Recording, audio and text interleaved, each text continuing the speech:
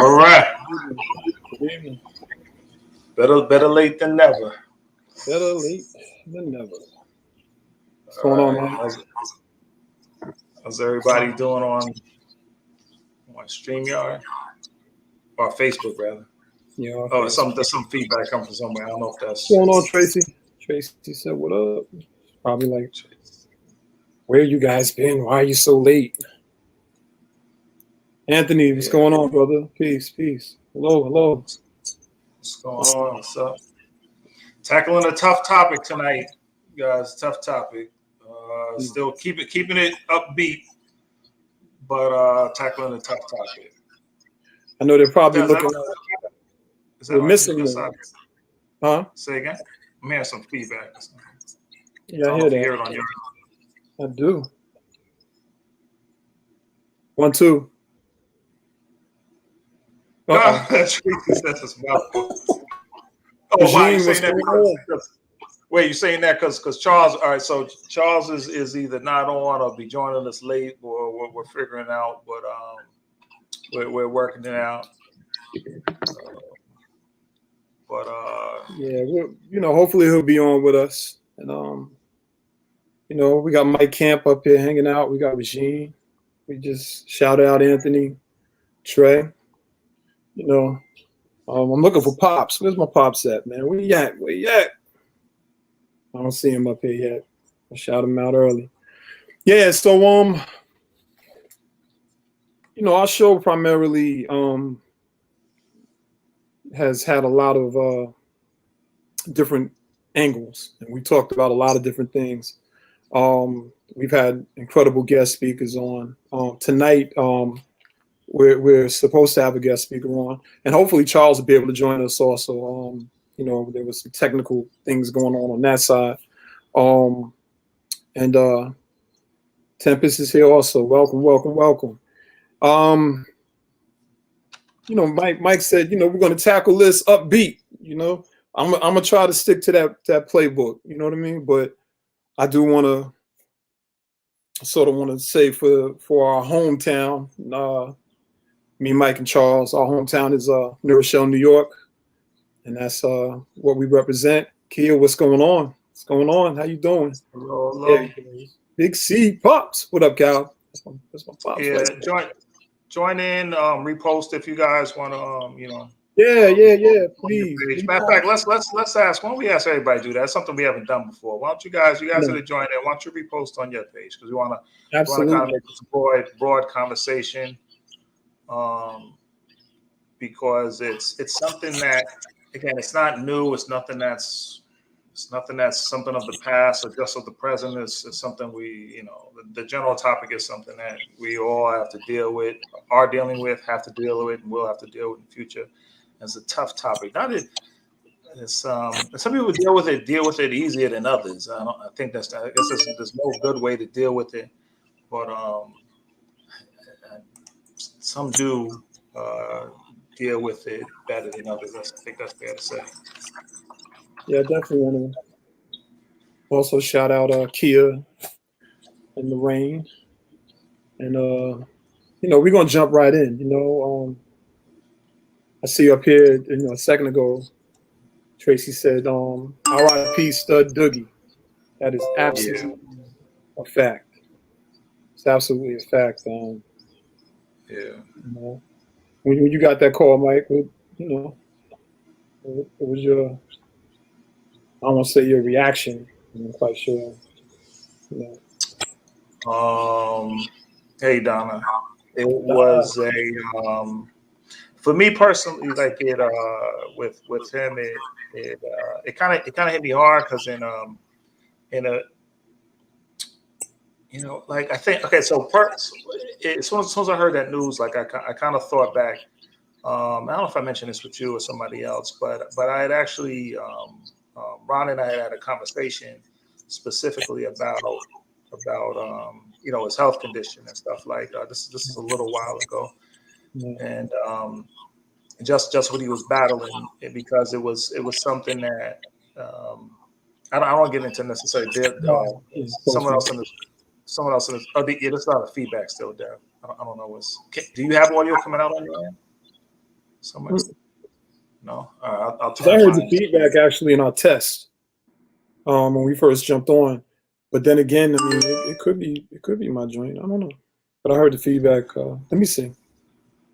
So with me, we were out somewhere and I don't know. We ran into each other and just started talking, and that came up and just in battling with it, and because it's something that had run in his family and on my family side as well. Um, and Ron and Renee's moms and my moms actually used to work together for a number of years, and so I know when their moms passed, it hit them hard, and she was close to my moms, and I know I used to see her all the time as well, and he had mentioned he was battling with that, so we kind of had a long conversation just on that, just what he was dealing with and things having to do with that, so that kind of reflected back to my head, and I don't know. I guess you just kind of go blank and like what you're thinking. It's not like I don't really know the details of the full details of exactly what happened in this sense. I mean, I know that a lot of people dealing with like kidney issues in general. A lot of family members on my side dealing with that stuff, and it's a tough battle. It's a tough battle. And I don't know. I don't know. I guess I don't know.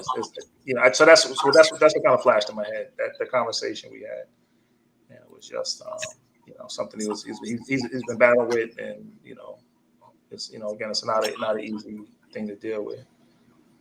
And that's it. Because I didn't want to that's all I can really say. I don't know with Yeah, I him mean, directly. But we had close family members who had already been through that. Had members who had passed from that already. I mean, he knew that as well. And it's a tough thing, and it's scary, man. It's scary having to deal with the reality of that stuff. Um, you know, it was what's crazy is like when we first when this topic just came up. I mean, it seems like the timeline on Facebook. just And I say exploded. Facebook because that's where a lot of just exchange happens, but also in day to day life, like it's flooded with people passing and passing it. I kind of see it, and you kind of tune it out, and some you engage in as people you try to help or console, but sometimes it's almost too much. Like I know, like my personality myself, like I'm somebody who I absorb a lot of stuff, so sometimes I can engage, but sometimes I need to distance myself from stuff because I kind of feel I feel it. And but it seems like so much of it, lately. It seems, and part of it's like, the age group or range that we're coming into and stuff like that. And then it's dealing with the reality of your own mortality and the family members around, family and friends and all that stuff. And it's and it kind of hits you like a brick, and I don't know, like it's a lot, I've had a couple of friends, close friends too, who again, close family members who have passed just recently, within the past month or so, and I know you have on your end as well, And it's like, yo, there's no way, there's no way to just get over it. Like, just how you deal. It's like how you deal with it on a day-to-day basis. Sometimes like minute to minute, hour to hour, like just continuing life. Because some people, stuff like this goes on and just everything stops. I was Right. talking to a close friend of mine, and they it hit me hard. Like they had a close member of the family pass, and they're like, I'm trying to rationalize like what the next 10 to 20 to 30 years look like what and the reality that just like hit me like a brick, like a ton of bricks. I was like, damn, and that's all of our reality. How do you deal with that, and how do you face that? What's the day-to-day step? I've been rambling more than I No, thought. you're not rambling. I mean, it's actually good to hear you talk. It's good to hear you talk about things that affect you. It's good to hear you, speak about it. Actually, the brother that's coming on to talk to us in a little bit, he's a doctor and he deals with many different individuals that go through a lot of different things. And one thing that he said, and hopefully he'll expand on it when he comes, is that it's important for us to talk it out. And it sounds so simple, but to your point about absorbing and things like that, as much as I run my mouth, I do the same thing, and it sucks. Because there was one time when I never held nothing. You know what I mean? I would always talk it out. But I think when I got the call Sunday morning, about Stud, man, just threw me off, man. It threw my whole balance off. Even the night before, unfortunately, I had got a call about, an extended family member that had died. And that really like bothered me. And then Stud, it was just like you said, the overload. And I think we're just at a place where normally the people that we would turn to, maybe to cry, talk to or communicate, they've got their own pressures and emotional builds. Everybody's under something in this time, and just as a quick reflection, man, just as far as Ron, I initially lived on Morris Street for many years, and so I spent a lot of time over there, 33, playing line tag and stuff like that. And I sort of remember Ron as like the cool guy, just like you and Charles. Say like I said, we first joined. I was the ninth grader coming into the high school, so you see the people that are the cool people. You know what I mean? And as a ninth grader, you're trying to figure it out. And Ron definitely he had that. His mother and my mother were good friends. His mother actually really used to keep my mom's in line, man. Because my mom's could be a little different at times. And God bless Miss Cherry's spirit. I don't know what Renee feels. I don't know what Jeff feels. I don't know what his family members feel. I know what loss feels like. And just the day before he passed away, he was like right up the block at A&T, and they did the show, and I had to work, so I couldn't make it over there. But when Tuggs called me Sunday, even in his voice, it's just like, Neuroshell, we're like the little engine that could, you know what I mean? So we all know each other, you know what I mean? But even when Tuggs first called, he was like, yo, and as soon as he said, yo, I'm like, nah. And then sure enough, he said, Ron had transitioned. I mean, this is early Sunday morning. Next thing you know, all the text messages start going off. All of the phones start ringing. And it's just, I mean, I can't even tell you how many people in the last 2 years I've lost. I can't even tell you. There's no count. I don't think about it. And then right before the pandemic hit, Swerve, D. These are people that I was around all the time, or if not all of the time. These were people that I frequented with, that were my family members, and then they, they died and they were young, and so now we're not seeing like elders pass away. You know what I mean? Um, I want to read what Darlene just wrote really quick because Darlene, she's another Nourishelle. That's that's family right there. I'm hurting right now. I've lost 5 people in 2 weeks that I grew up with. Wow, that was born and raised in Nourishelle. Good God. Asking Heavenly Father to give us the strength right now. All of that. All of that. I like what Noah said, man. Seriously, who had Yeah. better than Ron? Yeah, I was just reflecting on that too. It's like Yeah. I guess when you think of like good things, like but between him and Renee, like it's funny you say. Like, I guess you think about these things like constantly. You know what? I remember. Yeah, actually, we used to say that when we were younger kids too, and stuff like that. Like constantly smiling. Actually, like the both of them. And it's like it's funny that Noah said that because it's something that you remember. I remember as kids and even as we older, like like the constant smile on his face, Yeah. without Yeah. question. A lot of people spoke about his sports accolades. I started paying attention to sports very late, but I do remember the YTL days and the football games, but I wasn't really on that scene per se. But just watching him blossom from that into the Brand Nubians, and watching him put out that classic album, and just seeing what they were able to do. And now just looking at the reality, man, that like Nourishelle, man, like we have lost a lot of incredible people. The world has lost people, but I'm speaking very specifically from the 914. I'm speaking about the people who I watched grow up, the people who played sports with, played tag with. I just feel bad, man. The last time I saw Stud, actually the last time I saw him was CIAA, 2020, 1 week before COVID shut the world down. I'm in Charlotte at the Oak Room. My man Mike, he throws this big, huge party. And I'm one of the photographers. So I'm backstage and I'm running around just shooting the photos and everything. And then I saw Puba, I saw Sadat, and I saw Ron. And if you know Ron, like he, and I think you said it earlier, man, he had that warm energy.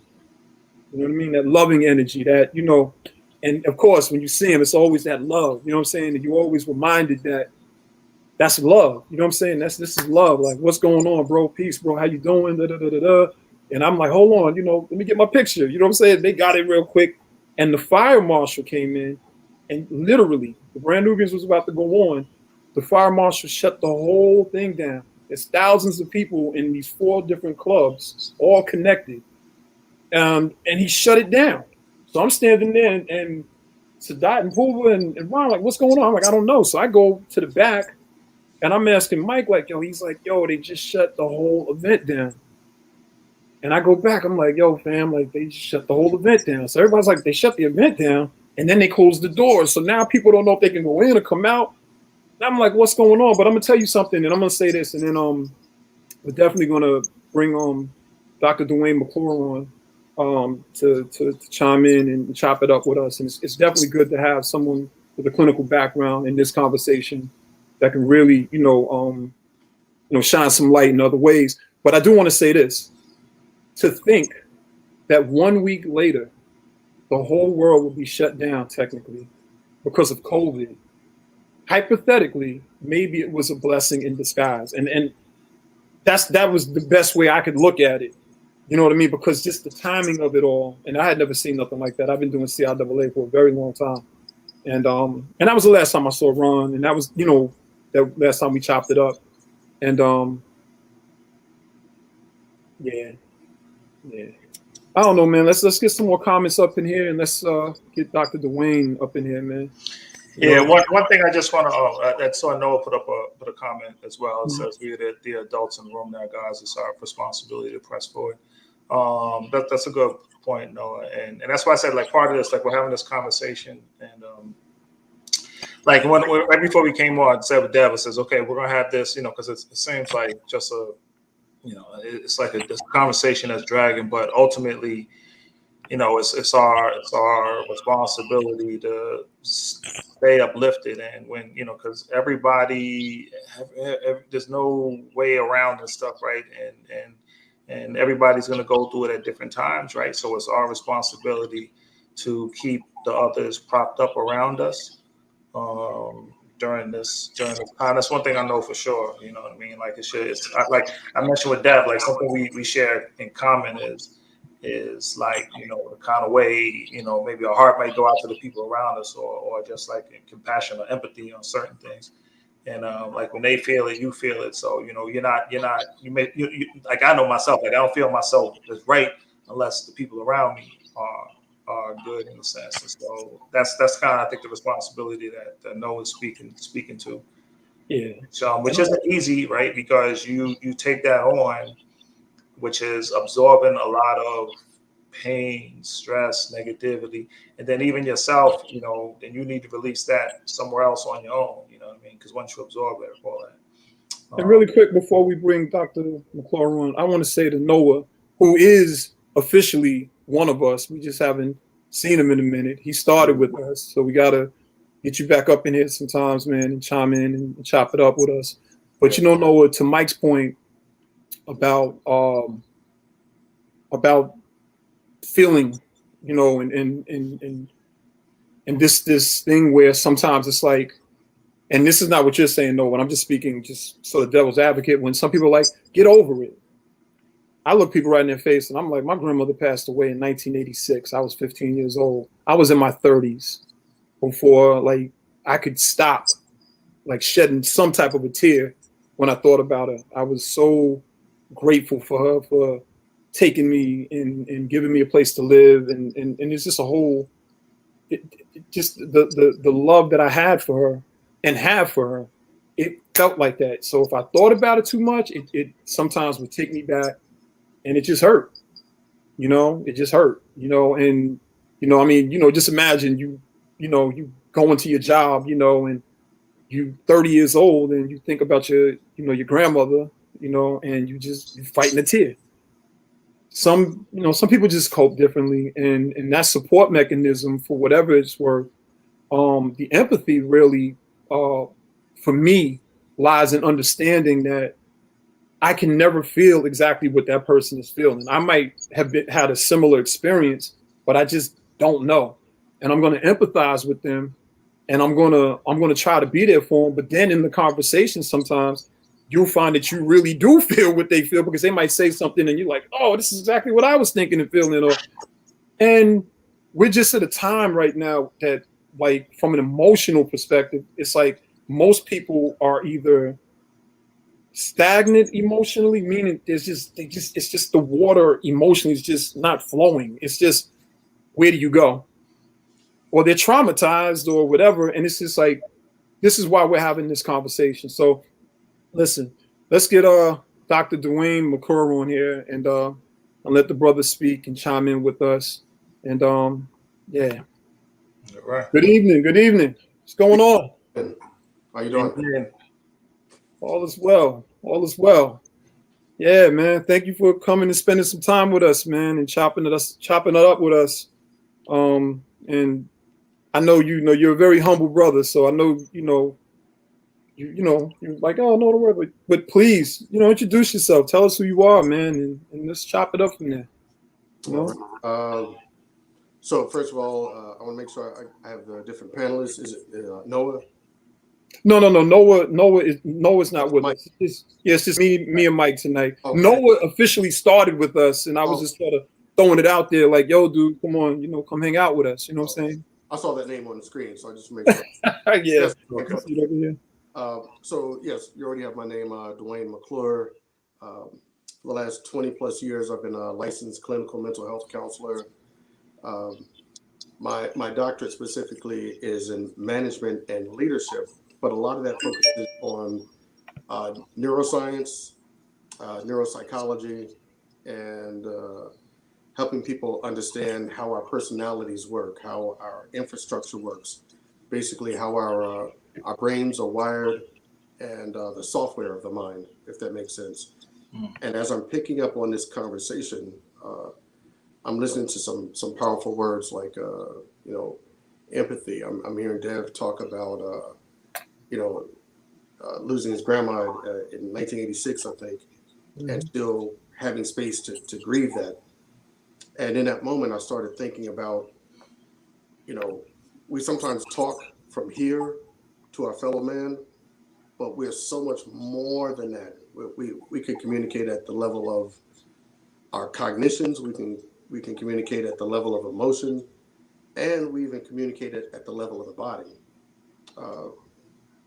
So, as you all are sharing this grief and this loss tonight, I imagine you can experience it in those three areas, kind of like you experience the thoughts and the memories of it, you experience the hurt of it, and sometimes you're experiencing it down into your body.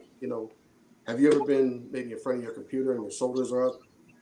You're like, why are my shoulders up so tight? Yeah. Or you just, Like, I think mine out now. no doubt. Or sometimes I got to look at myself and look at my face like, I didn't know I was looking like that. I didn't know my eyebrows were furrowed like that. Yeah. It's stored. That pain and that hurt is sometimes stored in our bodies. And so one of the things I talk to people about is doing a scan of their body 10 times a day for 10 seconds. Even if you have to put it on your phone to do a check-in, every hour on the hour throughout the day, I'm going to do at least a scan of my body. Where am I with my shoulders? My head. Where am I storing all of this stuff that's going on with me? Because eventually it's going to show up if we're not checking it. Mm-hmm. And we'll take some of that hurt, stress, pain that we're dealing with, and it can show up in our relationships. It shows up with our friends. And the people that we really love, those people could be impacted by it because we're not even aware of it. So doing the scan is a way of kind of doing a self-check. Another thought I had is these moments are going to hit. And Dev, I think someone said it lost 5 people. Yeah, Darlene said it. Yeah, about just 2 like weeks. that. Am I tracking about 2 weeks? I lost 3 since Saturday. Darlene lost 5 in a week. Okay, so first of all, my heart legitimately goes out because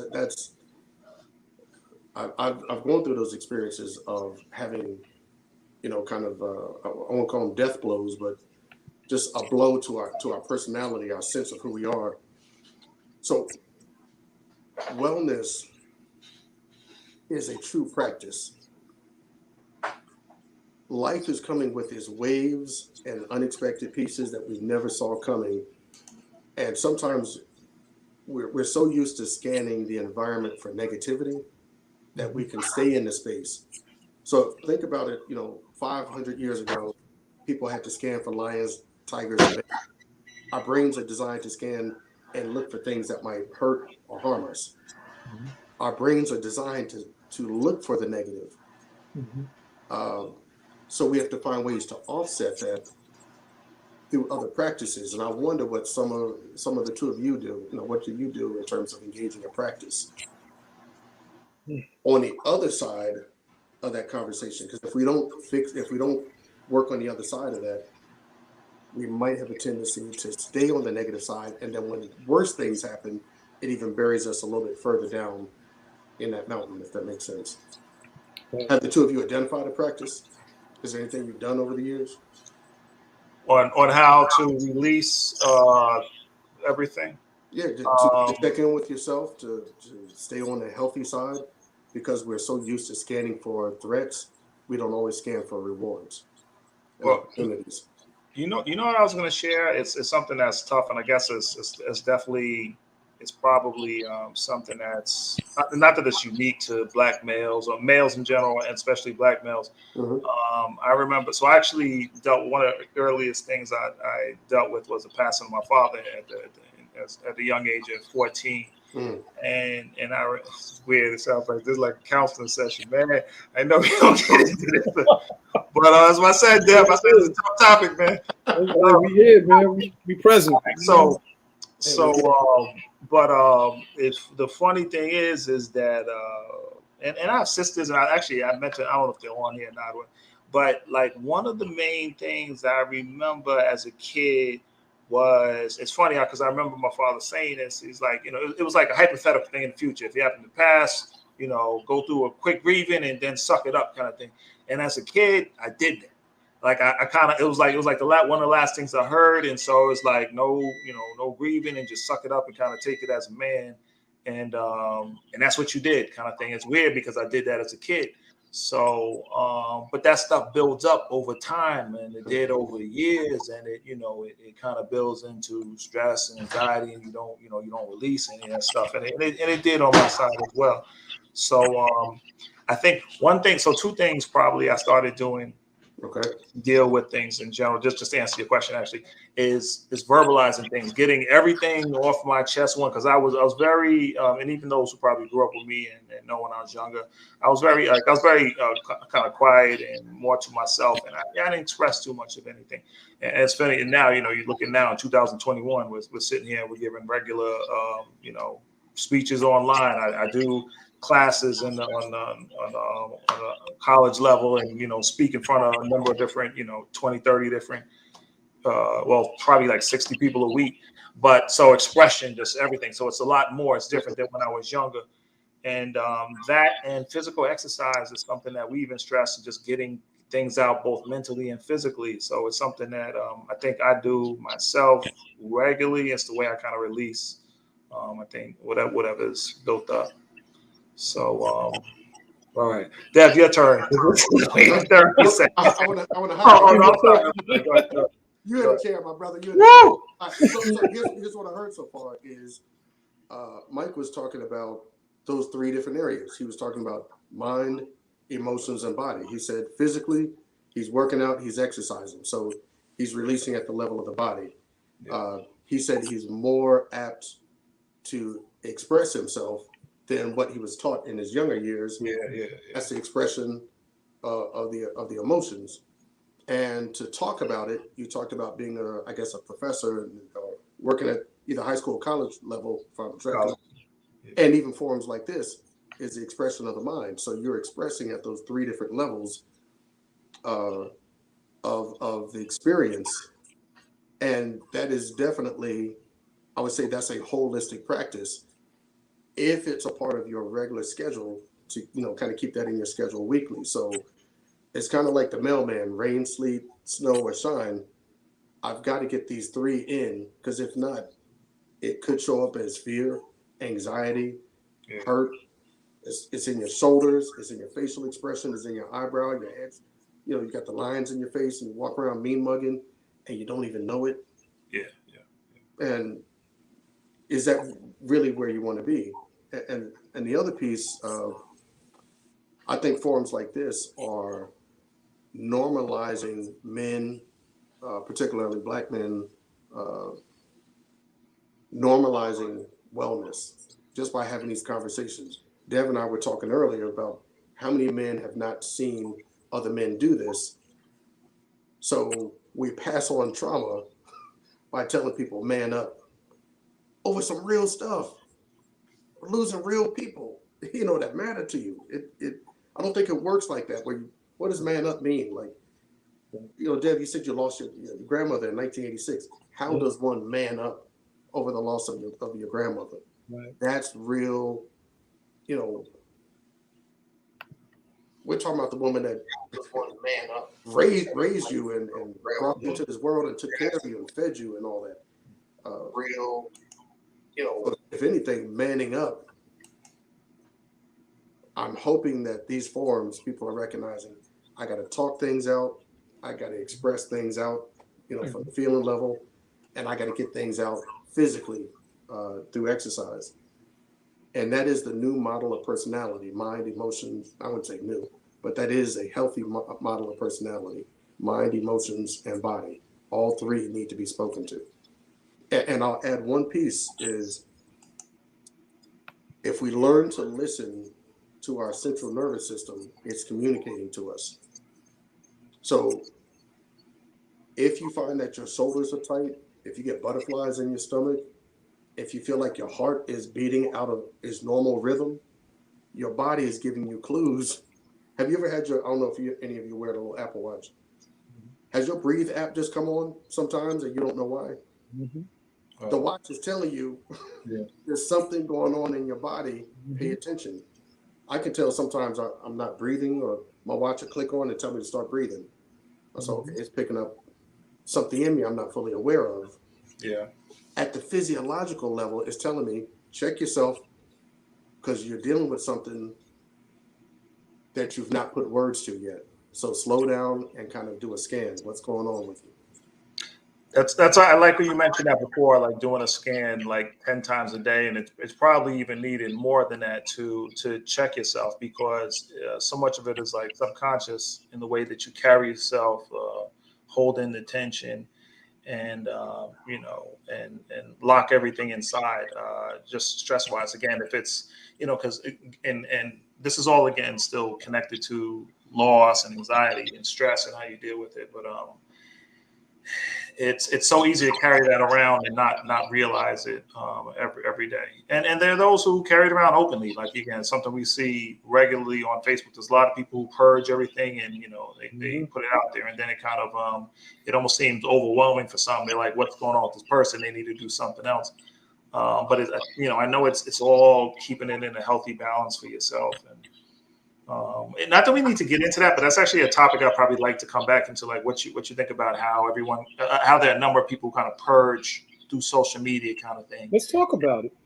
All right. Let's talk about it. Yeah. No, I was just saying, so I was just trying to kind of put a cap on I mean, what Dr. Dwayne was saying now, because it's there's a little feedback coming again. I'm not sure where that's at, but there's such a need for, because the constant checking of yourself and your own well-being, because it's a lot, man. Like I know, Dev, I know you speak to different people every day, and a lot of it's probably consoling, counseling, coaching, and I do all of that. there's a lot going on with everybody. I mean, it's there's a lot of people carrying a heavy load now. Yes. It's tough. Yes. Heavy load. A lot of people are carrying a heavy load, and they also don't realize how much they've changed in the last 2 years. We've changed. And in the process of changing, to what Dr. McClure was saying a second ago, if we're not in tune, we really don't know just how much we've changed. So now the way that you might have coped with something or dealt with something before, it might be rendered ineffective. It might not have the same impact. I just want to throw that in there based on what you said. Yes, go on, shoot. Yeah. So my practice tripled during COVID. Wow. I shut down, February, March 2020. By April, May, it went from about 8 people a week to about 24 people a week. And what I take from that is COVID it forced people to sit their tail down in your home. You're not going anywhere, because nobody knew what this thing was at this point.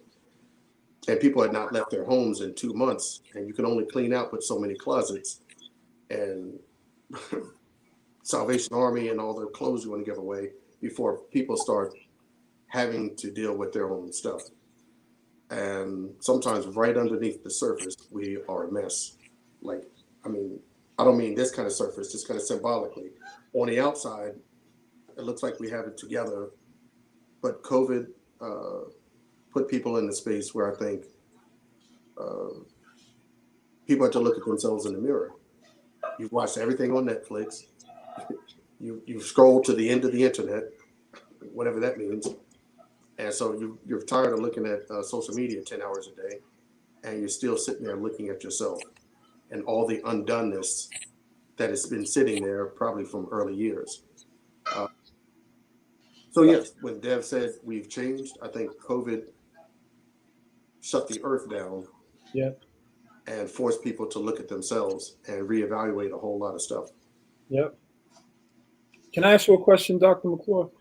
Tracy said, I'm gonna start saying Dwayne, but I mean, just listen. I believe if you earned it, it's yours. Yeah, Mike doesn't want me to call him Professor Mike up here, but he's I'm, Professor Mike. I mean, it is. I'm a firm believer. It is what it is. I'm And with the people. Huh? I'm with the people. With the people. And on the phone, it just be D. Anyway, let's be D. Hey, what up, man? Yo, what you doing, man? Yeah, that's what it'll be. Anyway. Yeah. Tracy asked a good question. She said, how do you figure out how you're feeling?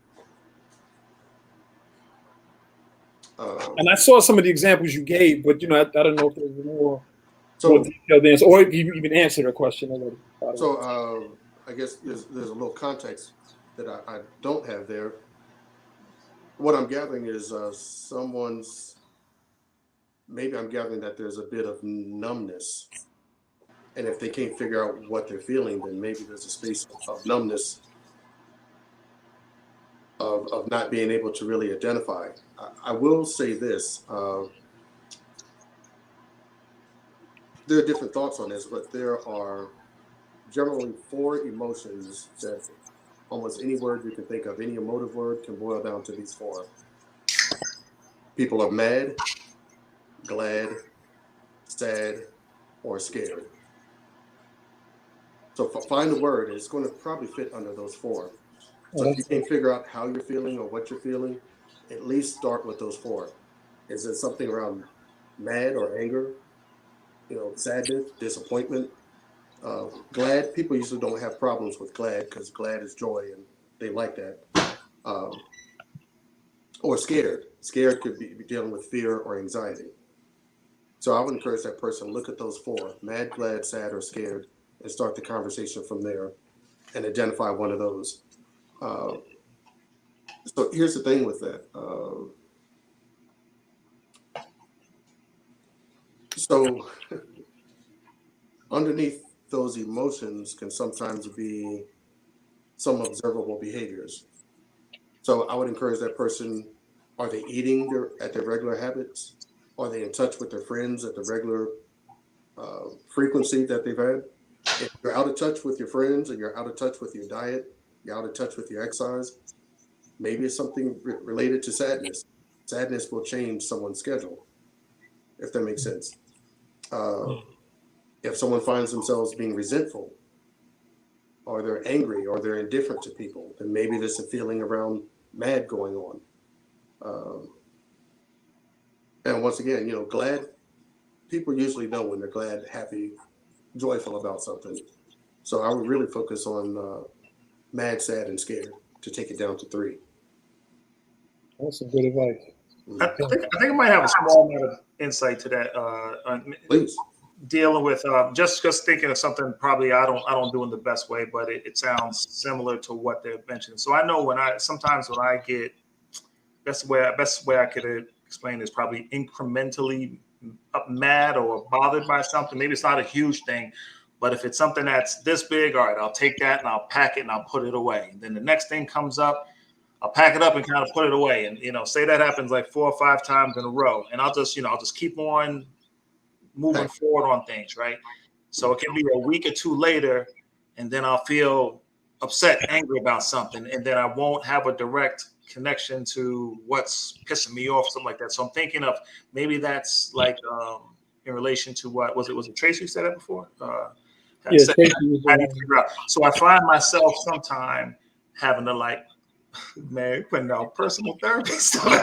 So I find myself having to unpack that sometimes. So I really have to put myself on pause, and then I have to go back. I have to kind of retrace it and think through what's got me ticked off. What's the underlying thing, and I really have to process it.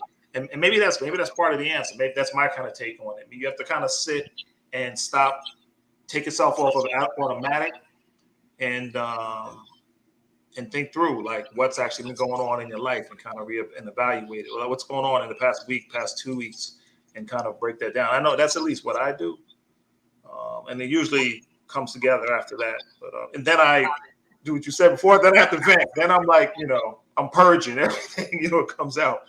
But that's usually the way but then it's venting. It's more. Then it winds up being more venting. So. Can I just say to that point?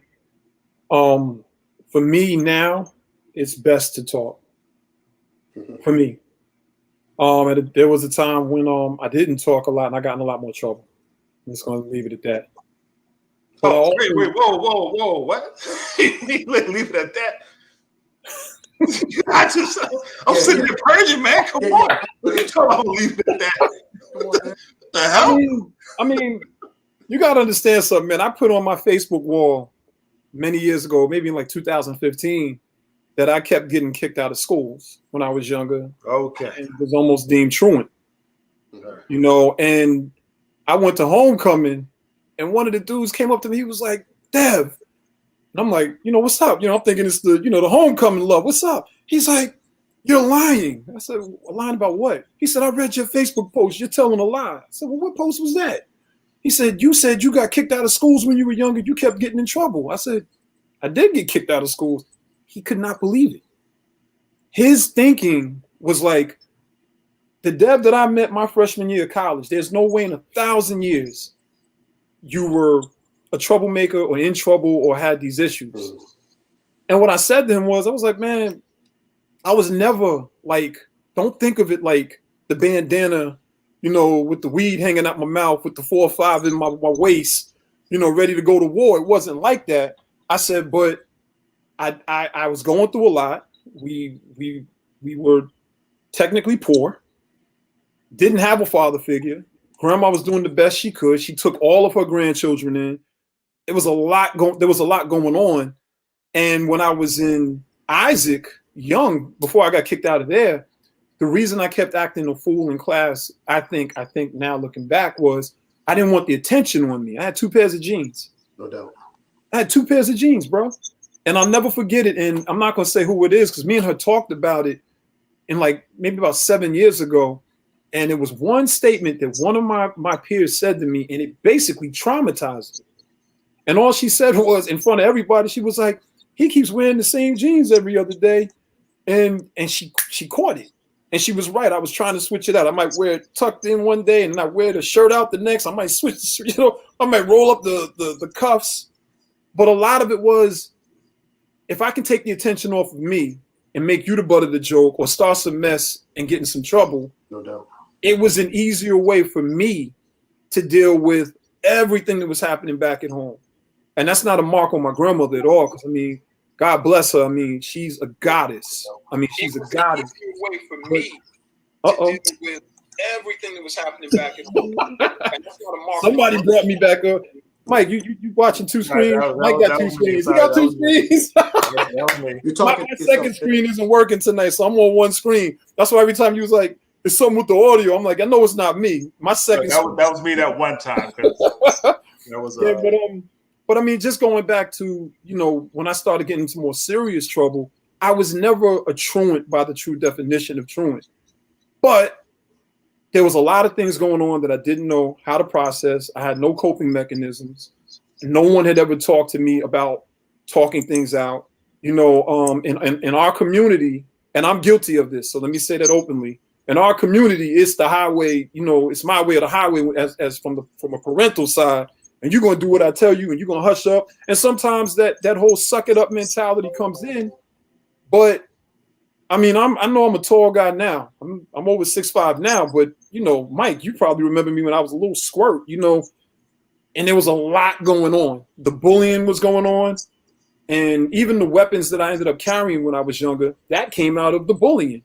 I wasn't no weapon carrier. I didn't want to carry weapons. I was actually scared of guns, because so this is an off point, but you said we purging. That's what you said. But there was a BB gun and it was a rifle, and I had the rifle and I was pumping the BB gun up and I aimed it right at my friend's head. And when I pulled the trigger, I didn't think nothing was in it because we had just shot it prior to that and nothing came out. So I just, I'm like 11 years old, something stupid. And I missed, but it took a whole piece of the cork and stuff, like the wall, it just chipped. It was like, oh my God, I almost shot him. He's like, oh, I almost shot him. His cousin's like, oh my God, you almost shot him. I was like, no guns. but ice picks, little hammers, knives, I had all of that. You'd be right next to me, not even know that if God forbid something jumped off, I was ready. But all of those moments were coming from pain. It was coming from a lot of other things. And at the time, I didn't play sports. Only thing I did was made music. That was the only thing I ever did. When Dwayne said, you know, what did you do to cope? I used to sing or write songs or listen to the radio or listen to my mother's records or my cousin's records and listen to tapes. So I would indulge myself as a child into music. And then, you know, we didn't have no instruments or nothing, so I made everything. That's why I'm so good at the beatbox now. That's why I can sing and hum that, because we did it all from nothing. And so that was part of my early escape. As an adult, I know I have coping mechanisms now. So I know when it's time to just, yo, you good? If I ever say to somebody, you good? That means that really you're not good. You know what I mean? That really means that you really had a real thin line that, you know, it could really go left at this point. So let me remove myself out of the equation. Another thing, I'll jump in the car or the truck and sit there and turn my music up like I was a kid. I'll sit in the car for an hour or two to this day, just listening to music. I put my headset in and just listen to music. That's my coping mechanism. I go up to the mountains. I just walk. That's my coping mechanism. When we started really getting into our walks and healthier stuff, that's my coping mechanism. Plus, that's my way of staying healthy because I put on all that weight once I stopped playing basketball when my back went out. You know, that's the only reason I didn't play because, you know, I had messed up my back with the sciatic nerve. And now that I'm better, I'm trying to get back out there, but I ain't got no wind. My lungs is all shrunk up. I have a lot of different coping mechanisms now. But for 30 some odd years, I didn't have those coping mechanisms. And I used to act out. And I was definitely disagreeable. Definitely, I'm quite sure there was some defiant disorder up in there. Some defiance disorder, you know? You know, Dev, you talk about the story from back in high school. Mm-hmm. I heard this quote, and I really can't recall who said it, but it's something to the effect of trauma in a person looks like personality. And trauma in people. Yeah, write that down. Can you repeat that whole thing again? Trauma in a person looks like their personality. Trauma in a people looks like their culture. And so I'm hearing you say these things about back in high school and you know, dealing with bullies. So it's like there's a personality that you probably had to adopt to be able to manage the violence, the aggression, bullying, the poverty pieces that you're going through, the embarrassment or maybe shame in terms of the clothes and stuff. Yeah, that was horrible. It creates a certain level of trauma and it shows up, and then people want to diagnose the environment. I know I've worked for agencies where they had me going into Title I schools and just wanted me diagnosing all the black boys with all these disordered stuff. I'm like, I meet with them. I'm seeing environmental diagnoses. Exactly. I'm diagnosing poverty. I'm diagnosing, you know, yes. as what Dr. Umar calls absence of daddy from home disorder, ADHD. That's his thing. Dr. Umar. Yeah, I know. That's absent from home. Absence disorder. From home disorder, ADHD. That's his. That's not mine. So what I'm saying is I'm seeing environmental pieces, and the boys are showing up in a particular personality from the trauma from the environment. If you change the environment, when I worked in group homes, I was a group home director. I worked in group homes too. I never knew that. Yeah, I got out of that. I was there though. So, but when the boys would come in, they would hide food. Some of them would hide food in the drawers and behind the dresser, underneath their socks, whatever it is. And so after a while, I had to take them shopping. We go shopping every Thursday. Take them to the grocery store every Thursday. Pull them out of school, you know, not pull them out of school, but pick them up from the bus. Let's take him to the grocery store and show him that there will be food in this house. Every Thursday we get new snacks and new whatever it is, chicken nuggets, all that stuff. And after about 90 days of taking some of these kids a few times, they started to relax. Why? Because the environment is changing. So the trauma that used to show up in their personality around hiding food, all of a sudden they're not hiding food anymore. If you get what I'm saying. So how often are we diagnosing kids around things that we think are biological, but they're really sociological? Absolutely. And so when you got to your freshman year and someone said, "What are you talking about? Wilding out in school and doing this?" That's not you at all. Like, I'm in a different environment. Absolutely. I don't have to wild out like that. I don't have to show up in that way. So your personality was allowed to shift. My challenge is what happens when people get locked into those environments for so long, they don't even recognize that it's a personality of trauma, and they've normalized that at that point. Have you written anything on that right there? Have you blogged that or written any of that?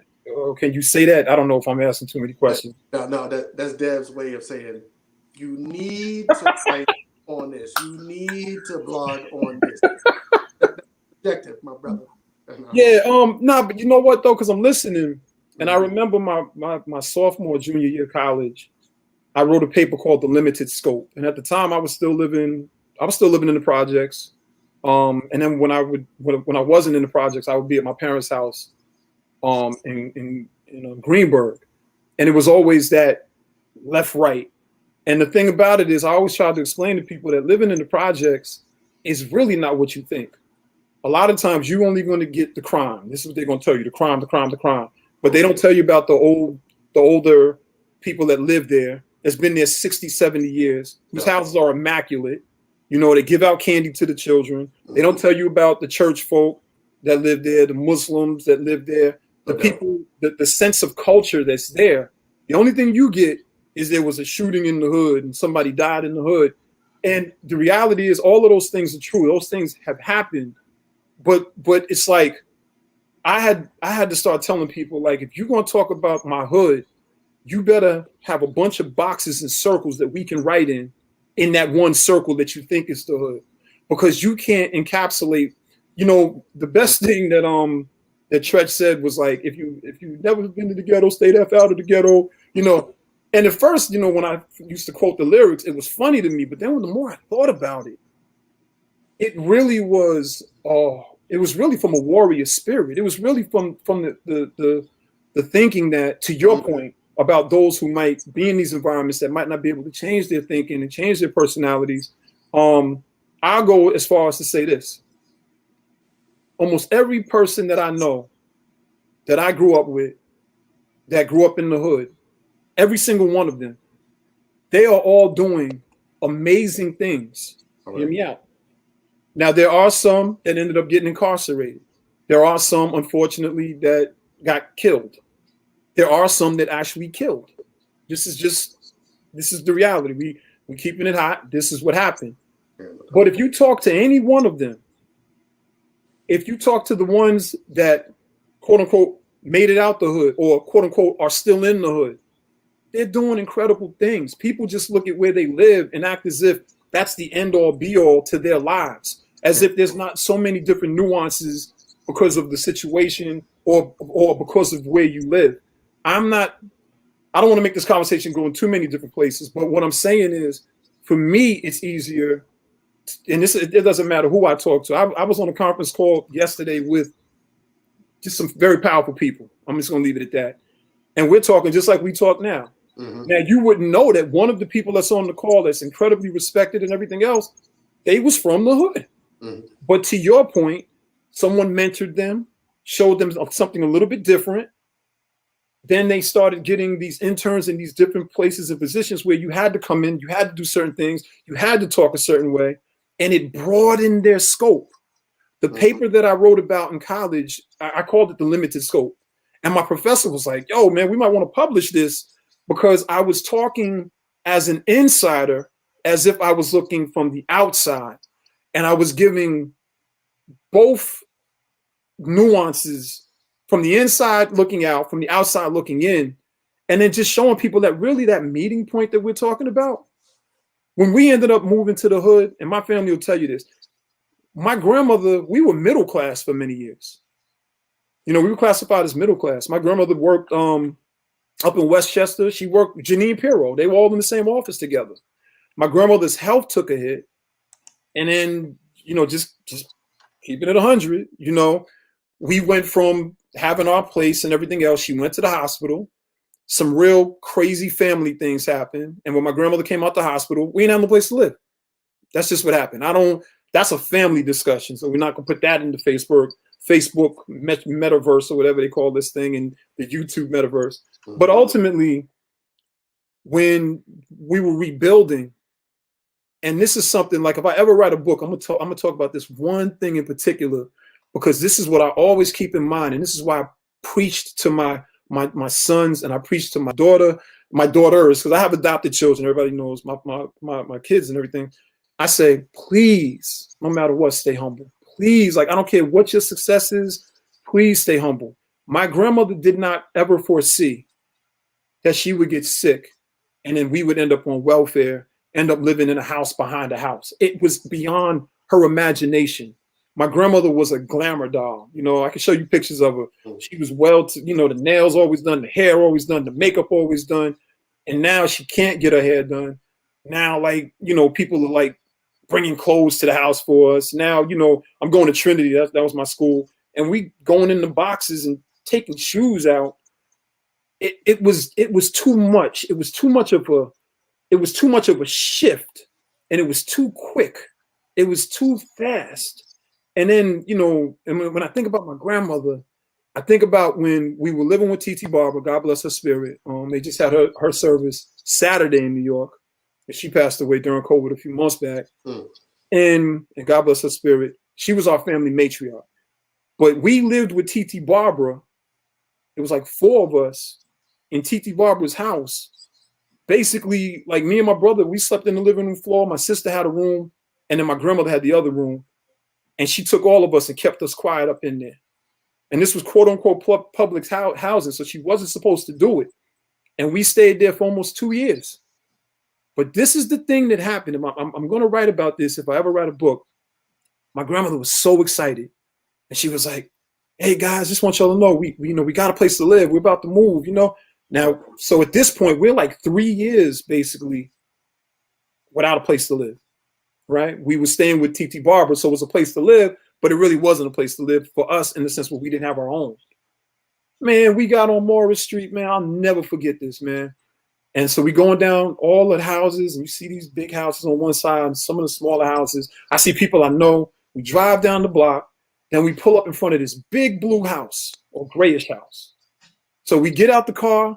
I'm like, how old am I? I couldn't have been no more than like 11, maybe. No, I'm lying. I was like 12 at this, 11 going on 12, somewhere in there. We go up the walkway, and I'm thinking we're about to go into this house. So I'm like, wow, you know, we're about to go into this house right here. And my grandmother banks to the left side. Bostic and Rob and Seegers, Rich Carlos, they can all tell you about this. My childhood friends. We go to the left, Sandy Reynolds, she was my neighbor. She'd be able to tell you this, Neil Reynolds. We walked down the pathway, and there was this little teeny gray house behind the house. It was almost like who put this here? Like, why is this here? You know, looking back, I'm like, and I looked at my grandmother. I'm a child, by the way. I'm a child. And I said, we gonna live here? Not realizing that I tore her heart out when I said it. Yeah. She, as grandma, was just happy that now we have our place. This is where we can call home. And I'm looking at it like, we really gonna live here? My homie Noah, man, Noah Shankler, he's one of my Facebook friends. I remember when he came over, he asked me flat out. He was like, you live here? And he wasn't being rude. This was my guy. He's still my guy. You know, he's a Jewish kid. I'm an African American. He just had never seen, but I said the same thing. I said, once I realized as a young adult, the words that I used with my grandmother, and once, and this is before I ever had children or anything else, I said, no matter what, my children are going to know humility, and they're going to understand variables, and they're going to understand work ethic, and they're going to understand that, like, what we see sometimes is momentary. the thing is, good relationships, being a good person, and being connected with like minds, that's going to be very important. And that's from the day they were little. I taught them the same thing. Be an individual, always stay humble. And sometimes we talk about money, and I'm like, yo, you might have it today and not have it tomorrow. And it might not be anything that you did or didn't do. We have to, I know I got long-winded. Mike, I did one. I purged though. I did purge, Mike. I let it go. Mike, I let it go. I let it go. It all came out. I let it go. My pops right here, he said, you didn't realize I was a child. He's right. He's right. And Cal, Cal, let me give you something real quick, and I'm gonna shut up on this note because I definitely want you guys to speak. Big Cal was like the 6'4" muscle guy, fireman, huge muscle dude, and always in our lives since we were little. Yeah, I'm Persian, Steve. I'm Persian. And I'm gonna say this last thing. He is one of, he didn't get the term or the love and adulation as Pops just because I'm calling him Pops. Nah, I remember as a child, he looked out. He never made me feel dirty. There were so many people that made me feel dirty. Y'all know how many people made me feel dirty? I mean, seriously, if you can only imagine how many people, like, just through their words made me feel inadequate. There were so many people that made me feel like because of my skin and sometimes I'd be a little ashy. I mean, I was young. And that's why even when I came into my own and people was, oh, you're handsome and you're this, always kept it humble. Always keep it humble because I know what it feels like when people are looking at you a certain way. And then as I'm tying that up to Pops and the way we treat people, he always treated me with that love and that respect and that decency. That's the one thing that I give off to the world. Everybody knows me. I don't care if you're a homeless person. I don't care if you're the richest person in America or in the world. I'm going to treat you with decency and respect unless you show me something otherwise. So I went on a whole bunch of tangents. I'm done purging for a while. And Steve, I'm done purging. Steve, I'm done purging. Now, if y'all didn't get to know me, y'all know me now. Yeah, now you know some. I see Charles is out there. I don't know if Yo, peace, Charles. If you don't get in here and stop playing, he's probably in the car or something like that. So man, do a mic. Turn on your joint. All day. Actually, I had a specific question that came to mind that I wanted to ask. Absolutely, Trey. Make sure I remember now, Dale. man, hush up, man. You better purge. You better purge. You like say nothing to now. We got a doctor on here that we can talk and we can. Therapy is beautiful. We got a professor on here. And a professor. Yeah, he don't want to hear that. He don't like. I was trying to. Yeah. Two things. Well, two things I was kind of focusing on. Like one, I get, and social. A lot comes through social media, and you see the way people deal with things, and with your day-to-day lives. Like if people come to you, and again, you mentioned that you deal with specific areas in your practices.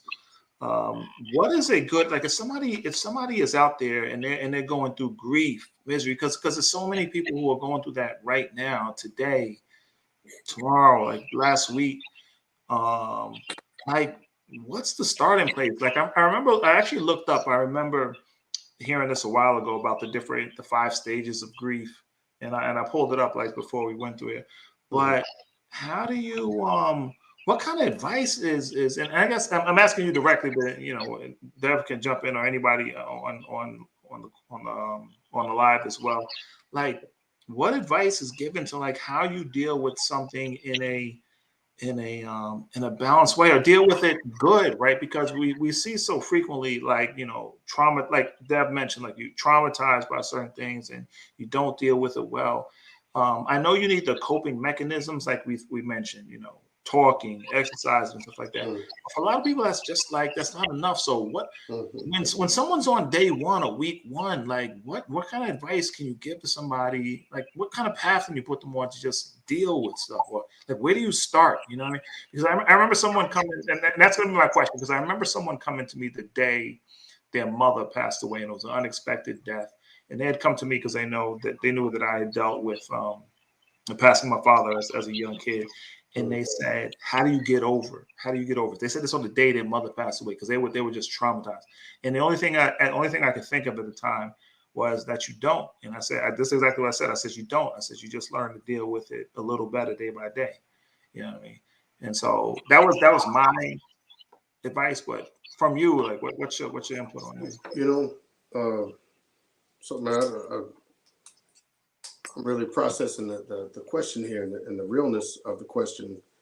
And I don't want to give anything abstract. I want to give something from a real lived experience. You know, I worked with Marines for years, and sometimes they would lose, you know, some of their buddies with some of their activities, and just life, people from back home. And one thing I know, therapy as a whole is holding space for another person to experience their own reality, the psychological safety of the space. Can you repeat that again, please? Whew, that was heavy. Therapy is the psychological, the holding of psychological space for someone else. So sometimes when a Marine would come into the office, tell me about some kind of loss, I wanted to honor the person that was lost and say, do I have permission to stand by your side in this moment? And if they were breaking down, give them that space and just say, I'm right by your side. Literally holding physical, psychological space for them to have that moment. So I'm thinking, to continue answering that, I'm thinking about Dev's grandmother, and I was thinking her name. Can I get her name? Yeah. Eunice. Eunice. All right. Mhm. I'm Eunice. I'm wondering. I hear her speaking through you. That's what I imagine. Is that I hear her, that space of humility. I hear her speaking through you, and I'm wondering, going back to what Mike was saying, I wonder if people know someone in their life like a Eunice, like a Mike, like a Dev, that can hold enough space for you to have a reality. I'm hoping everyone has at least one person where they can call 2 or 3 in the morning and just say, man, I'm on the edge. And this person is not going to judge you. They're not going to tell you, man up. They're not going to dismiss you. They're going to hold enough space, even if it's 500 miles away on the phone. Like, you can't see me on the camera. I'm going to hold enough space. You know, when you're dancing on a crowded floor and you got your lady in front of you and, you know, you kind of got your arms out, like you want to make sure no one's bumping you, bumping your girl. Mhm. That same space that you're dancing in, you got your arms up, you're holding that kind of space, kind of psychologically, emotionally, for someone else to have that reality. Um, I would hope someone that's hurting, maybe watching this, they can identify one person in their life, like Miss Eunice, um, that can hold some space for them to vent, cry, fuss, cuss, kick, snot nose, ugly bubble, cry, whatever they. Who is that person? You got to identify that person, Mhm. because life is going to hand it to us, and we all need someone that can keep us from the ledge. Dev and I were talking earlier. What I say, psychologists are my best friends. Yeah. I keep a circle. It did. I think is that what I said, or was it different? Yeah, it was a little bit different. Yeah, it was something. My best friends are My psychologists. best friend's a psychologist. That's what you Hey, said. I keep clinicians in the back pocket. I don't understand everything. I don't understand how everything works. I don't have pure knowledge of everything. And when life hits me, I sometimes reach out to the people that can hold space for me, and I know they can hold space for me. I know I can show up here, you know, here. All of me can show up in that space, and I got to be able to call that person and say, "Hey, here's how I'm feeling about this." So, getting back to Mike's point, can that person identify one person in their life where they can just get raw with? And if they've not done that, then that's part of their work, is to find that space. Uh, and going back to something Dev said earlier, I heard this interview by Snoop years ago, and he said he kind of had no choice but to go the gang route. And I listened to them. I didn't, you know, I'm not in that environment, so But there are always good people in every environment. Go to any hood, any projects that have ever gone in. There's always solid families in there. There's solid moms. There's solid dads. There are people that are willing to hold space for you in that environment. You got to look at yourself and say, what am I drawn to? If I'm going to see the gang life and think that's all that exists, then I've missed the Miss Eunice that lives up the street. That might hear me out. I've missed Mr. Dev around the corner that might hear me out, because those people are there too. Facts. Facts. Mike, you there? Yeah. I see Tracy's comment. I just want to take a second just to read through that. She had mentioned my first traumatic experience with death was Kevin Hines. I didn't even know how to deal with that. Even years later after his death. Since then, I think that haunted me with all deaths. That's pretty. Just to fill you in, Dr. LaFleur. So we actually, Deb and I went to school early when we were younger, and Tracy just mentioned, and she did as well. There was a student and a friend that I think we all knew. He was a friend of all of ours. Yeah. And he was actually killed in the senior year of high school At the mall. Yeah. At the club at the mall. It was kind of like a traumatic, very traumatic instance that I think affected an entire his Probably family, all of us, friends, and an entire school. And we had a large school body, and he was somebody. He was a kid who was like well liked by everybody. Oh, loved. And again, even nowadays when there's a lot of like different barriers with different groups and we didn't have it. And groups and racial stuff and this. I mean, he was somebody who got along with like everybody. I think that was why kind of as a large group of people, it hit home, and it was because it was a violent death as well. Very violent what they did to Kevin. So as Tracy mentioned, it hit a lot of people. It was for many. It was like the first person they had dealt with as kids, like someone close to them, like passing away. Can you say what happened to him if you're uncomfortable? I mean. No, I mean, he was out at an event local to New Rochelle. There were a group of kids. I don't remember what actually sparked it off, but there were kids who came after him with like baseball bats and kind of bludgeoned him to death. And and he lived for some time. I don't remember how many days, but like basically in a coma for some period of time after that, and eventually passed away. So it was traumatic enough where those were really close to him. Went to see him in the hospital and family, and it was just a tough thing. And, so it affected the whole class, the whole group of friends, his family, and it was just like a horrific thing. So a lot of us remember that incident from our teenage years. Absolutely. He was a good dude. He was a good dude. Incredible. Yeah. Dwayne, he taught me how to ride a skateboard, and I used to ride skateboards everywhere. And to Mike's point about, because New Rochelle has racism. I'm gonna tell you that right now. New Rochelle has a very unique blend of racism. But Kev, I don't know if he was Italian or what is. He was white. But Kev, you come around, what up? Everything was just what up. It was just love. Yeah. You know what I mean? I was a tag along. I was like really young. Kev was a little bit older than me. Mike, Tracy, they're a year or so older than me in that point. But oh shoot, we got a guest appearance from the host.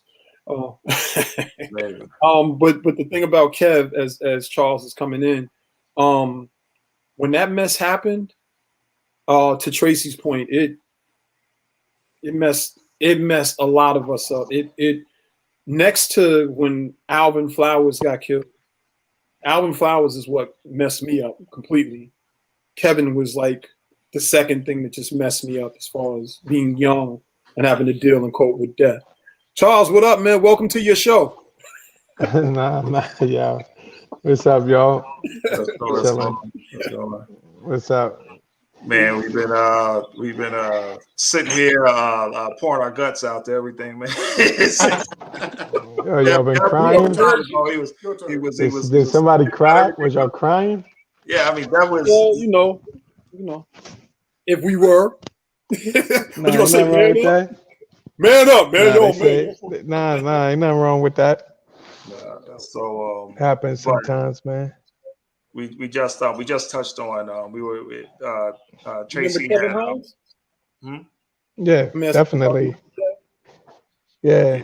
so yeah, it was that hit again. So a lot of people, dealt with. I had actually dealt with, kind of dealing with somebody passing. There's a little feedback or something, guys. He's at work, man. He's not Oh, it's not feedback. Yeah. Oh yeah, audio nah, that's Charles in it. the house. That was good audio, Charles. Audio Charles in the Yeah. house. That's an Nah, inside joke. I ended up staying. I had to stay late today, man. So I'm getting ready to get off at like 11. All right. But So yeah, so we were just on that. So that affected a lot of people, and since then, it's crazy. Like, even he was like in what, like 12th grade? yeah, Yeah. right. And Donna said he survived for 3 days. Oh, did he? Yeah. Yeah. I didn't remember the details. Yo, actually, Tracy Robinson is actually one of my biggest memories from that time, man. really, Were up in the thing, because I remember her crying. Like, yo, that's like a vivid memory for me, like her at what's up, Mel? his funeral. You know what I'm saying? Yeah. Yeah, It's, but it's funny. It's funny they. Oh, wow. She said she. yeah, that's what I remember. I remember Trace. Wow. She said she passed out. Yeah, I remember her being really emotional. Like that's like one of my vivid memories from that. Like I said, from the actual funeral. But you know, but that wasn't like my first time. That wasn't my first time, because I had a couple of friends from Mount Vernon that had got killed, like even younger than Kevin. You know what I'm saying? Even before Kevin, though. So that shit was crazy though. Donna just said to remember him 30 years. That's love. Charles, mute for a second if you could, Charles. Hold on, let me mute this. I did it for him. Oh, he did it for you. Okay, fine. So I'm thinking about that. So what comes to mind is this term. I don't know if you got this in like psychology classes, Dev, where they talk about the collective unconscious, Many years ago. collective memory. Many years ago. Sometimes when we can keep that memory alive, it keeps that part of ourselves that remembers that person and their impact on our life alive with them. So when you mentioned your grandmother, I instantly had to acknowledge her name. I had to, you spoke with so much love and affirmation about her that I was like, okay, I got to hear this woman's name, because I want to keep that memory alive and all the beautiful things that you learned from her. Asha. So, like more of a spiritual thing, the closest that I understand to a heaven is keeping the memory alive of loved ones and infusing that memory in the next generation, especially some key things that you learned about that person, and you can pass them, pass those on to your sons, or you can pass those on to another generation. To me, that's everything. It's honoring the life that was maybe taken in Kevin's sense, and the life that transitioned, perhaps in grandma's sense, if I understand it. But nevertheless, it still comes back to the next generation. The love gets recycled back to the people that we care about. And you know what? To your point, in the Akibulanian or African or continental, perspectives, we always evoke the memories of those who came before us. If you ever celebrate Kwanzaa with me, that's one of the first things that we do. We ask people to invite that elder ancestral energy. That's right. Into the space, and we ask that you ask and you say their name. And so, you know, when I was just listening to what Charles said, what Mike said, what Tracy said in particular, and then Charles said something that just like, you know, like you said, we're dealing with collective memories, and we're you know, we're talking about things that we've experienced that have caused us pain and hurt. And when Charles said what he said about Mount Vernon, what went through my mind was Hope Killer. And, you know, as soon as he said it, and the thing is, I never grieved for her the way I grieved for Kevin and Alvin. But I will say this, I still see her face. And for many years when I was younger, it used to scare me to see her face. I don't see her face like I just turn and her face is there. It's not that. It's more of, you know, sometimes in that subconscious, those different realms, you know, sometimes in those thinking realms. And I think about the last time I saw her at Isaac Young, home economics, and she kicked me under the table, and I took my napkins and I threw it at her, and she threw the paper back. We used to just laugh and have fun. We were just kids. We were seventh graders, you know? And that weekend, her cousin killed her. He murdered her up on Webster Avenue by the Salvation Army. You remember that, Charles? I saw you about to say something. And her cousin's name was Jerry. I don't know if y'all knew Jerry. And you know, so what's crazy Jerry is Hines, right? Jerry Hines or Jerry Hansen. Jerry Hines. Jerry right? Hansen or something like that, yeah. Yeah, Jerry Hansen, Jerry Hines. And what's so bananas is coming back to school Monday. And I remember they didn't really do grief counseling back then. It wasn't really like that type of thing. But the whole school was like talking about, you know, this girl that got killed. I'm in the seventh grade, you know, I don't really know what's going on. And then when I found out it was Hope, and I mean, literally, like that Friday afternoon before we walked out, like she kicked me and I threw the papers, and that was our relationship in seventh grade. We used to throw erasers and joke, and he killed her. Mm. What should have been grieving for me really was more anger. That's right. Because my thinking at the time was basically somebody needs to do something. Just being honest, because he took our friend. He took our friend. You know what I mean? That's all I could think, you know? And then many years later, it turns out that my father, he ran the whole New York State juvenile division for youth for many years. So if you were under 21, you couldn't get out of prison without his signature. Oh, and by the way, this is my adopted father, because everybody pretty much knows that, you know, I was born technically. I didn't have a father. I had my grandmother, and then my mother came back, the whole shebang. But my adopted father, he ran the whole New York State juvenile division. And I asked him about Jerry, and he knew who he was. I said, well, you know, like, how did you know him? He said, because what he did. He was like, that was one of those cases. But I don't think I ever properly grieved for her. And I also just look back, and I really don't think in more recent years, I don't think anybody, and I don't want to just speak for myself, is really technically grieving in a natural state of grieving. And when you were talking earlier about that stress and that tension that builds up in us, you know, we trying to figure it out, you know, we trying to like, what's going on? That's what I see a lot of right now. Because I'll tell you something. Sunday, when those phones went off for Ron Stud, it was like, it was just, it wouldn't stop. So the whole thing is, even if you want to take a second and shed a tear, or you feel, because I tell people, I don't care where you are. If you hurting like that, cry. I don't care where you are. You in the car, drop, cry. You walking, cry. You know, if you got to do something to let it out, cry. I don't care where you are. You know, I teach, you know, the young generation. I teach my sons, nothing wrong with crying. If I cry, I cry. If I cry today, I just cry. It is what it is. You know what I mean? That's what makes us human, in my opinion. It's when you're not crying and you can't feel that I'm sort of looking at you like, well, who's you? You know, who's you? You know, but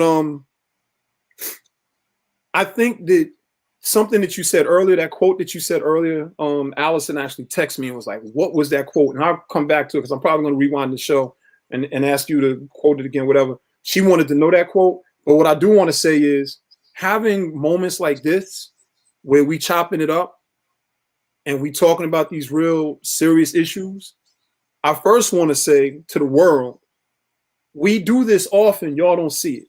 That's what I want to say to the world. We do this. What you see right now, we do this.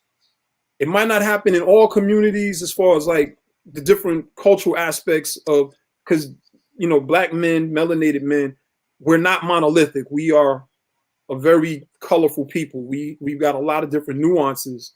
But I know when I get on the phone with Bostic, Seegers, Rob, Key, Kas, Shaquan, any of them, we can have this exact same conversation and we can ping off of each other. So I know I'm blessed in the sense where I have people in my life that I can talk to. For those who don't have somebody in their life that they can necessarily talk to, what would your advice be, Dr. McCaw? Not having that. I mean, I can open that question up to everyone. You know, our human experience, a doctor is not required to understand how to navigate that space. You know, I think that's part of our responsibility in our adult years is to find that space, to identify those people that actually see us.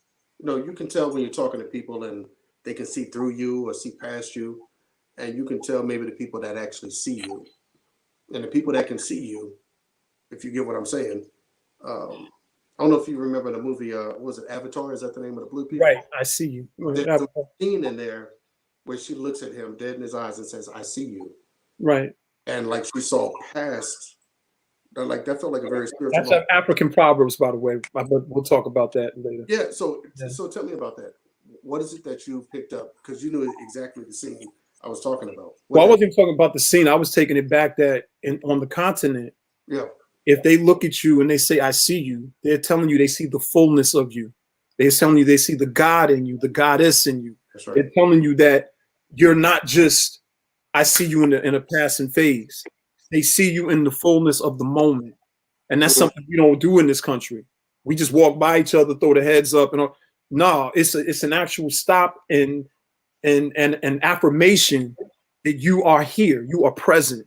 Remember earlier when we got this thing going, I said we're here, we're present.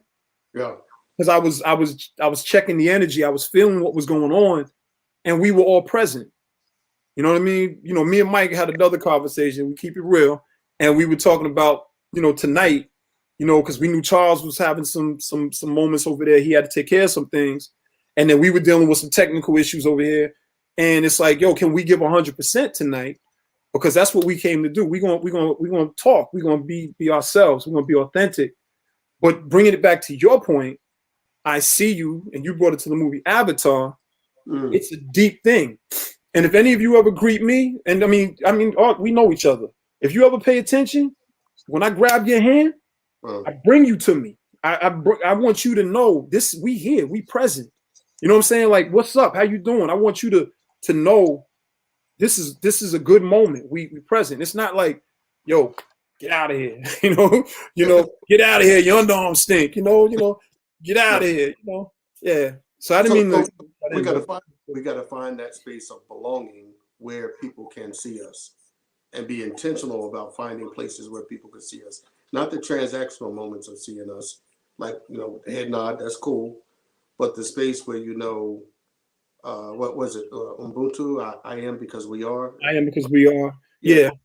To me, it's community. If the community is whole, then I can see myself as whole because the community is a reflection of me. So I think all of us as adults have to find that kind of space. And social media, with the negative of it, gives us opportunities like this to connect from 5 miles apart to 500 miles apart. To be seen, and to me, that's what this experience is a place to see and to be seen. One thing I want to jump in with as a question is something that we frequently see. I know it's happening in my family with friends, and it's something that happens every time there's a passing of someone. More so, like I said, as a patriarch or a matriarch, but really, you know, it can be any member of a family that ties something together is the breakdown that occurs in the family when there's a passing of someone that's kind of pivotal. Passing of anyone, everyone is pivotal in some way, but sometimes it's more evident and more noticeable. My question is what can be said about that, or what can you say about that topic? I'm not even asking a specific question, but that's something that I know occurs. I don't know if there's any advice or conversation or just input you could I give. want to get a little bit more clarity on the question. I'm still Well, trying. I'm talking about as far as like I know, like even my family, right? So we had a strong aunt who kind of tied things together, and she passed, right? So then the family, the breakdown in the family just kind of happens rapidly. You know what I mean? She was the glue that kind of held things together. And there's a different uncle who was real strong, and did other things to bind the family together. He passed. There's a breakdown that occurs. What are the kind of like coping mechanisms with that? I guess ideally somebody assumes that role, but that's so frequently. I don't know if it's something that's more unique to current day stuff that happens, but it seems like it's so frequent that one person that ties the glue together and the family passes away, and then things just kind of fall apart. Yeah, I've seen that several times. The first thing that comes to mind, I think it was this Mary Douglas or Margaret Douglas, who said the problems and challenges that we're dealing with have always been here. It's just our turn at bat. It's just our turn at bat. So for that matriarch or that patriarch in the family, that was the glue. They were the glue 50, maybe back in the 50s and 60s. Then there was someone else before them in the 1910s. Then there was someone before them back in 1865, and someone before them in 1822. So it's just our turn at bat. We are the new patriarchs, we are the new matriarchs and patriarchs. Are we going to step up? I mean, because life is pitching, and it's the same pitch it's been pitching to us for hundreds of years. What are we going to do when we get up to plate and life starts pitching down at us? We're going to swing and hit some, and we're going to miss some. But I think it's part of the presence of just saying, I'm going to show up at bat, and my family is needing me in this moment, especially around the loss of a matriarch. Families start to fall apart. Families have always been falling apart in our community, just based on the trajectory of where we've come from. So what are we going to do in that space? Is kind of how I look at it. And when it becomes your turn at bat, and you get a chance to swing at what's coming down at you, what are you going to do in that moment of truth? As Guru Gangstar used to, that song is one of my favorite songs. That's a heavy song. Moment of Truth is a heavy one. Yeah. So Moment of Truth is causing me to reflect on that same kind of premise. Moment of truth, right. Your turn at bat. Right. I don't know if that's an answer. No, it's perfect. It's perfect, and it's absolute. Yeah, it is absolute. Because if you think about it, I'm being called to fill a gap that this matriarch or this patriarch held, and I've got to be the glue, and maybe we can change some of that dynamic. I don't want to be the sole person, because that's a lot of weight. Like, let me bring some wholeness, and look, we are each other's glue, instead of just everyone depending on Big Mama or Granddad to be that source. I think what I see is a lot of people, family members, staying, and maybe they never complete like the grieving process. So those 5 steps, like they stay stuck in one area, and no one ever picks up that bat. Right? They kind of stay stuck in what was, and like you said, the responsibility does fall, because that patriarch or that matriarch, there was a time when they weren't in that role, but they decided to pick up the bat, as you said, and did that. When it's happening, I guess there are those of us, I guess, falling short in assuming that role. Yes, somebody, in order to keep the glue there, like somebody has to do it. I mean, it's just a matter of fact in what you're saying. So someone has to do it. So in this moment, like, I let my gray rock out. I used to dye it up. And I think we have such a youth culture that we run towards the things that look young and hip. that there's some wisdom that comes along with this gray and all of this George Jefferson up here. And and if the wisdom comes along with it, that means when life is swinging down on me, I want to swing with the knowledge and wisdom that comes along with this. Right. I don't want to be a young boy. I want to be that guy that the young boys look up to and say, yo, what would Mac do in this situation? Dev, I'm sure you have young men that call you and say, look, I'm in a situation with this girl, family, with this job, with this money, and they're leaning on some of that gray. Are we willing to hold that gray space? You get what I'm saying? Absolutely. Absolutely. And not be the young boy in that moment, but be the grown-ass man in that moment. Gray hair, receding hairline, and all. Bare belly and all, whatever it is. I don't know if that's an answer, but it's saying. No, but I want to. I just turned 50 yesterday. I'm 50 as of yesterday. Happy birthday. Welcome to the club, buddy. Let this gray rock out. Whatever. I don't diet no more. I'm tired of that. Well, I want to speak from what's real, I mean, listen, really quick, man, because I know we got to wind down. We're coming through our 5-minute wind down, and we're actually within 3 minutes of it, our hour and 45. I do want. Steve said happy birthday, so let's get that up there, man. Let's get that up there. Happy birthday. What I do want to say really quickly about matriarchs and patriarchs and elders. Just because you old, you're not an elder.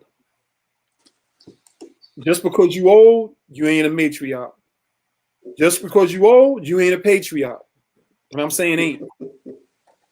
But what will make you a matriarch or a patriarch or a respected elder is the way you carry yourself.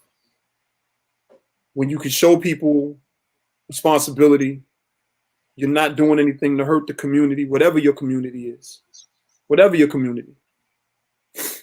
And when it comes those times, Mike, because we're, our family just experienced it technically with our matriarch passing away. The next matriarch or system of matriarchs and the next system of patriarchs have either been called or they've actually stepped up. And my advice to my matriarch for my family was, the Most High didn't make no mistakes. You were being designed for this long ago, and that's what I said to her. And then she said to me, well, I don't know what this was, pretty much like what all this means. And she said, we'll figure it out together. And that's what family is. Yeah, we're going to figure it out together. But at the end of the day, she never did anything to violate the community, the family. She always was a respectful person. She always gave respect. And ultimately, we watched what she did as just a good person. So now that she's in that role, I can respect it. I'm right there with her. But y'all know a lot of old people or older people. They ain't about nothing. I'm not disrespecting old folks. I'm saying those older people that just was on something extra.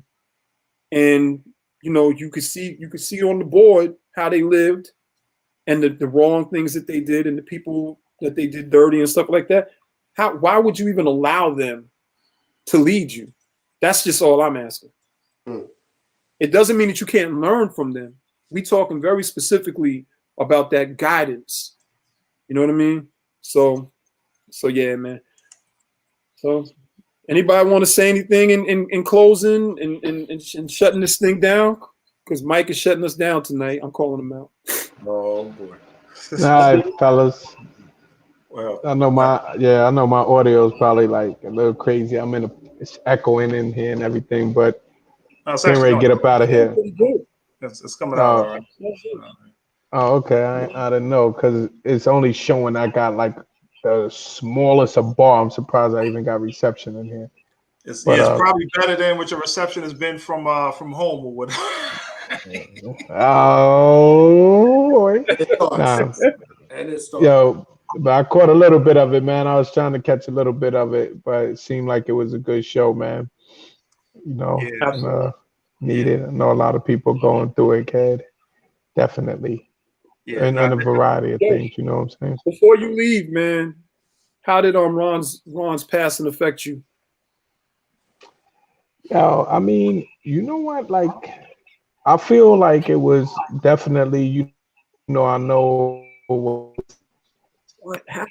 it's like bugged out in a way, man, because it makes you think about your own mortality, man, because these are people that are your age, people you grew up with, people you've known basically, the greater part of your life, and it's just, it's just, it's kind of whack, man. I mean, not kind of whack, it's definitely whack. And then and then it started making me think about all of our classmates, not just him. And like, it doesn't even end there. Then you start thinking about Kendall again, and then Simone, and next thing you're thinking about everybody again, yeah, and it like resurfaces, man. But and then I don't know, man. I just, you know, kind of keep it moving and just, say my little, send my condolences or whatever, man. But I feel like for me, just personally, kid, I feel like I've dealt with death like my entire life,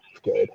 Since I was a young kid, from like my uncle to my pops, like I've been dealing with that and like experiencing that since I was a young kid. You know what I mean? So it almost seems like something that's always been around me. I mean, from like 5 with my uncle, my pops. My pops was killed. My pops got killed in front of me when I was like 10. oh man. So like Wow, bro. shit like that's always been around. Yeah, it's been around my life forever. You know what I'm saying?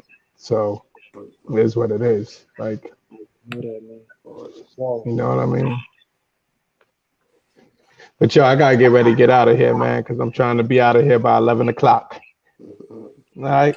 Yeah, All man. right, fair enough. All look, right. look, Y'all be good, man. I'll holler at y'all later. All All right. right, All right. Later. Any last thing in closing, Mike and Doc? yeah. Yeah, I mean, for me, there's this. I know we mentioned like a number of people, but there's a number of people like we didn't mention. But I mean, thoughts and prayers as always with them and families, because there's been a lot recently, and there's a lot even from high school days. 'Cause as I do remember now, there were a few other of our classmates who did pass on, like pass away, from early on, and several, as the years are going on, and that's. And like Charles says, it kind of makes you reflect on your own life and family, and you just you got to try to find like the positive way, or the not the positive's not even the right word, the healthy way, I guess, just to deal with the reality of everything, I guess, in the best way that you can.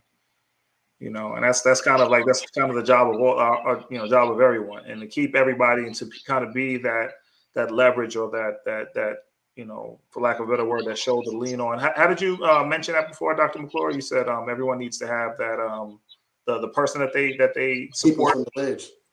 Sorry.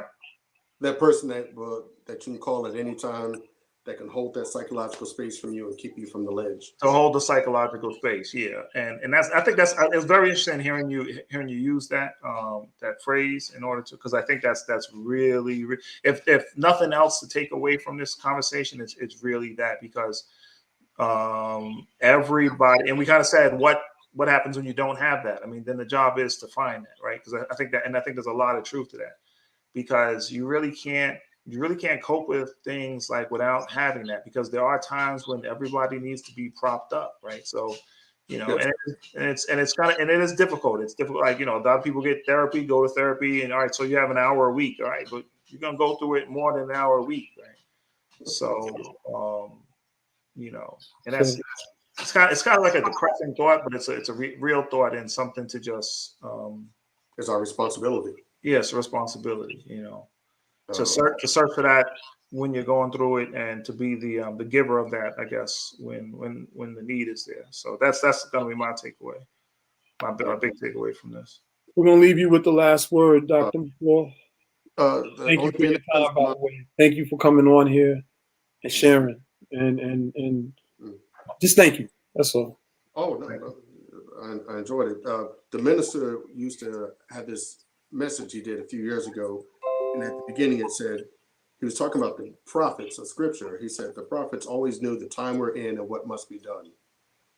And so I rely on that and say, there's probably a moment that we reach in our adult lives where we realize the time we're in, the circumstances we're in, and there's something that we need to step up and step into to reach our fullness in terms of manhood, womanhood, whatever that may be. So recognizing that time. Clearly, when y'all started this show, y'all recognized the time that we were in and stepped up and said something must be done about it. And therefore, that's why we have this panel on this program. So I hold on to those words. Hopefully others might as well. Thank you. No, thank you. Thanks. Thank you. And thanks everybody for chiming in tonight and, leaving your comments and being a part of the show. Thank you once again, Dr. McClure, for sort of guiding us through from a clinical perspective. Thank you, Mike, for Mike, this was Mike's brainchild. He was talking to Charles and they brought me in, and next thing you know, we're here. And, I think it's a good thing. A lot of people will watch us and they say that we're doing a great thing, and I'm glad that Mike started the conversation. And then we got Audio Charles and Deb B. Thank you, Mike. And with that being said, I'm not going to hold you guys any further. Have a good evening. All right. Peace.